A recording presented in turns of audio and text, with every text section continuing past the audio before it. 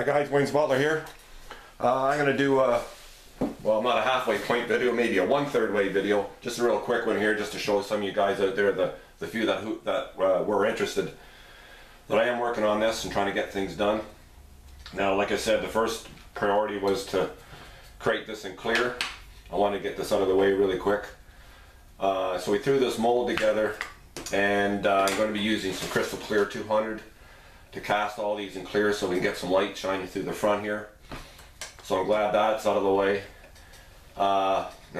Spent a pile of money on this silicone for something that I'm only going to use once, because a lot of you guys know I only do projects once. I'll never be making another one of these guns. So I mean, I can cut this up and use it for future molds, or hell, I might even give it to Chris if he has any use for it. But anyway, so that's out of the way. Now, the other thing too that I wanted to get started on, I figured, okay, I'm going to take the hardest thing first. And because of 3D printing, there was a lot of crudeness on some of the edges here. Now, I did talk about, whether or not I was going to, glorify the 3D printer or cover it up. But once you start covering it up, you have to cover up everything, because it just looks stupid. So, as you guys know from the unboxing, this was actually in 2 pieces. The head unit or the barrel, whatever you want to call it. So we seamed it together with epoxy sculpt. I'm pretty impressed. I mean, everything pretty well lines up, both sides pretty well. Now, in the perfect world, this would have been better if this was, one piece. But I do know with 3D printing, it does have limitations. I don't know how big the printer was that Chris used. But you wouldn't be able to print this whole thing at once, because the table can only come down so far. I mean, like I said, I don't know how big his 3D printer was. So, but anyways, that's fine. We glued it together, and you virtually can't see where it was seamed. And so then we just a lot of sanding. I first gave it a quick sand, and then I started filling everything in with glazing putty or spot putty, primered it. Then you go after all the little imperfections. The primer shows all your flaws. And then you go at each one of the flaws here around the seam, all the areas that you can see. And you sand that down, and you give it another light coat of primer, and any flaws you missed, you just keep doing that until you get it to where you want. And then I got the final primer coat on here. It's actually going to be black. I'm going to weather it all up too. I was actually debating on that, but I think that's what I'll do. I'll weather it up like it's been sitting around for a while. So we got that head unit done.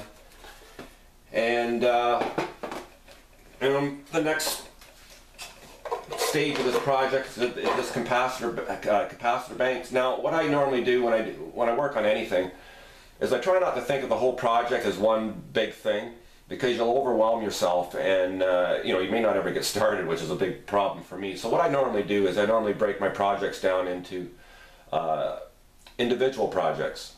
So I looked at this, as one project. I didn't think, I forgot all about the rest of the kit, worked on this, try to get this as best I could, get it into the final primer stage. This is the final primer before black, so that this in essence is finished. When we do the paint, you paint everything at once. And like I said, I'll be working on that next, and then the next step will be this receiver. I'm working on that, and all the little small parts here, and we'll get that done. This is actually that head unit and this capacitor bank are the 2 biggest parts of this project. The rest is going to go fairly quick, and then when I'm all done, when it's all painted, all ready to be assembled, it'll be in three segments. That will be painted, the capacitor bank will be painted, and the receiver will be painted, and then we'll do the electronics, and then we'll assemble everything. Hopefully everything will work. But I'm feeling pretty confident. I know when I first started out on this, I was, like I just said, I was a little bit overwhelmed by the kit. I'm thinking, oh Christ.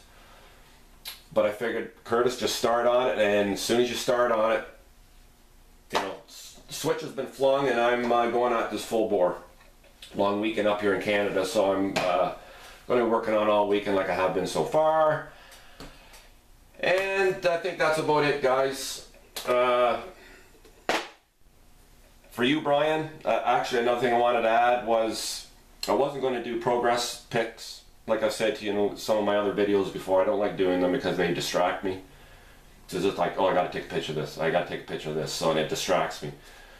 But Brian really wanted me to do a behind the scenes thing, and as you guys know, I don't really like to disappoint anybody. So when I say I'm going to do something, 99.9% of the time I usually do it. So for the few years out here, I am working on it. This is my progress so far. Hope you appreciate all my hard work, but you know, they're only videos at the end of the day, guys, so hopefully you get some enjoyment, some entertainment out of these. Maybe you learn something. If you have any questions, you know, you ask me. Anyways, guys, Wayne's Butler, signing off. Peace and love to all.